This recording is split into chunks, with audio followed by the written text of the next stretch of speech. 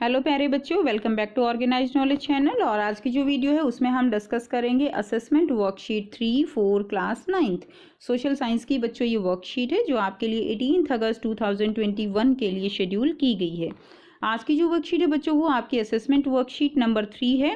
और यानी assessment worksheet का मतलब सभी बच्चे जानते हैं कि ये आपके लिए टेस्ट है जो आपको खुद से करना है, और कुछ ना समझ आए तो आपको वीडियो आप देख सकते हो। ठीक है, वर्कशीट शुरू करने से पहले बेटा प्लीज़ चैनल को सब्सक्राइब कर लीजिए, बेल आइकन को प्रेस कर लो ताकि आपको आने वाली वीडियोस की नोटिफिकेशन वो समय से मिल जाए। आपको क्या करना है, जो करेक्ट ऑप्शन है उसको आपको ऐसे डार्क कर देना है, सर्कल कर देना है। ठीक है, अब देखिए, अब हम करते हैं फर्स्ट क्वेश्चन जो आपको दिया गया है। The part of the Himalaya lying between the Indus and Sutlej river is called. जो हिमालय का पार्ट है इंडस और सतलुज रिवर के बीच, उसको हम क्या कहते हैं? ऑप्शन ए है Punjab Himalaya, option B Kumaon Himalaya, option C है Nepal Himalaya, and option D रहेगा नन ऑफ दीज। तो देखिए, जो इंडस और सतलुज रिवर के बीच का जो हिमालय है वो उसको हम क्या कहते हैं? उसको हम पंजाब हिमालय कहेंगे। ए ऑप्शन इसके लिए बिल्कुल ठीक रहेगा। नेक्स्ट देखिए, क्वेश्चन नंबर 2 है, which of the following range of Himalayas is known as Greater Himalaya. तो कौन सी रेंज को हम ग्रेटर हिमालय के नाम से जानते हैं? Option A Himachal range, option B Himadri range, option C है Shivalik range, and option D है नन ऑफ दीज। तो आंसर क्या हो जाएगा? इसका आंसर हो जाएगा हिमाद्री रेंज। ठीक है, हिमाद्री रेंज को हम ग्रेटर हिमालय के नाम से जानते हैं। पहले का ए हो गया, दूसरे का बी हो गया। थर्ड देखिए, the highest peak of western Ghat is. Highest peak western Ghat peak की क्या है? Option A Mahendragiri, option B Everest, option C Anaimudi, option D है नंदा देवी।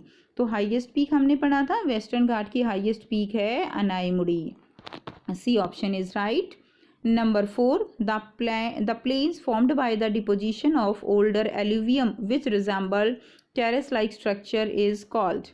तो देखिए, जो प्लेन्स में डिपोजिशन हो जाती है ओल्ड एल्यूवियम सॉइल की, ठीक है, तो वो किसकी तरह दिखाई देती है? जो टेरेस बनता है, दिस स्ट्रक्चर इज कॉल्ड, तो वो उसको हम क्या कहते हैं? भाबर कहते हैं। ऑप्शन ए है भाबर, ऑप्शन बी है भांगर। ठीक है, तो थोड़ा सा इसमें आप ध्यान से देखिएगा, ये भाबर है, ये भांगर है, एंड ऑप्शन सी है खादर, एंड ऑप्शन डी है नन ऑफ दीज। तो सही आंसर क्या होगा? बी हो जाएगा, उसको हम बोलते हैं भांगर। नेक्स्ट देखिए, क्वेश्चन नंबर 5 है, which of the following structure is made up of by the deposition of volcanic material. ठीक है, वॉल्केनिक मटीरियल से जो स्ट्रक्चर बनता है उसको हम क्या कहते हैं? ऑप्शन ए दिया गया है the Himalaya mountain, option B है the peninsular plateau, and option C northern plains, and option D है इंडियन डेजर्ट। तो वॉल्केनिक मटेरियल के डिपोजिशन से जो स्ट्रक्चर बनता है उसको क्या कहते हैं? उसको कहते हैं पेनिनसुलर प्लेटू। ठीक है ना, उसको हम क्या कहते हैं बच्चों? Peninsular plateau. B is the right option. Next देखिए, क्वेश्चन नंबर 6 दिया गया है, the crescent shaped dunes found in Indian desert is called. तो क्रिसेंट सेट यानी जो अर्धचंद्राकार, चंद्र की आकृति, चंद्रमा की आकृति जो बनती थी इंडियन डेजर्ट में, हमने वर्कशीट में पढ़ा था, उसको हम क्या कहते हैं? लूनी कहते हैं, बरकांस कहते हैं, ठीक है, मैकाल कहते हैं, और लेक कहते हैं। तो आपको बताना है सही आंसर, और सही आंसर है बरकांस। क्लियर, बरकान बोलते हैं जो इस तरह की आकृति बन जाती है। एक बार फिर से हम केवल आंसर करेंगे। पहले का आंसर है पंजाब हिमालय, ग्रेटर हिमालय कहते हैं हिमाद्री को, हाईएस्ट पीक है अनाईमुड़ी, प्लेन्स जो बनते हैं उनको जो टेरेस से रिजेंबल करते हैं भांगर, और डिपोजिशन ऑफ वॉल्केनिक मटेरियल से बनता है पेनिनसुलर प्लेटू, क्रिसेंट शेप होती है बरकांस। एंड नेक्स्ट देखिए, क्वेश्चन नंबर 7 से लेकर 10 तक आपको कैसे क्वेश्चन दिए गए हैं? आपको 2 स्टेटमेंट दी गई हैं, marked as assertion and reason. तो आपको असर्सन और रीजन दिया गया है, read the statement and darken the circle in the correct option given below. ठीक है, तो आपको देखिए यहाँ पे ऑप्शन है, अगर असर्सन और रीजन दोनों ही जो है ट्रू हैं तो आपके पास 2 ऑप्शन हो सकते हैं। असर्सन और रीजन दोनों ही ट्रू हैं तो ए भी हो सकता है, बी भी हो सकता है, लेकिन कंडीशन क्या है कि अगर जो रीजन है वो जो असर्सन है, यानी जो हमने स्टेटमेंट ले रखी है उसको करेक्ट एक्सप्लेन कर रहा है तो आपका आंसर ए होगा, लेकिन अगर वो उसको करेक्ट एक्सप्लेन नहीं कर रहा है तो आपका आंसर बी हो जाएगा। सी है, अगर असर्सन करेक्ट है लेकिन रीजन जो है वो इनकरेक्ट है डी ऑप्शन हो जाएगा। अगर आपका असर्शन इनकरेक्ट है लेकिन रीजन जो है वो करेक्ट है तो आपका आंसर डी हो जाएगा। आप देखिए क्वेश्चन नंबर 7 क्या दिया गया है। असर्शन दिया गया है eastern coastal plain is wide. Eastern coastal plain जो है वो वाइड है, बिल्कुल ठीक बात है, वाइड होता है। रीजन दिया गया है several rivers from delta here. Several rivers from delta here, तो रिवर्स जो है यहाँ पे क्या बनाती हैं, डेल्टा बनाती हैं। तो रीजन भी ठीक है, डेल्टा बनाती हैं जिसके कारण इसका जो एरिया है वो बढ़ जाता है। ठीक है, तो आंसर क्या हो जाएगा ए, क्योंकि हमारा असर्शन भी ठीक है, रीजन भी ठीक है और जो रीजन है वो असर्शन को एक्सप्लेन भी कर रहा है। नंबर 8 है, असर्शन दिया गया है the desert area have sparse vegetation. Desert area में बहुत ही आप कह सकते हो डिफरेंट वेजिटेशन होती है, बिल्कुल होती है। क्यों होती है? क्योंकि the desert area receive scanty rainfall. यहाँ पे रेनफॉल बहुत कम है जिसके कारण यहाँ पे कुछ डिफरेंट वेजिटेशन ग्रो करती है।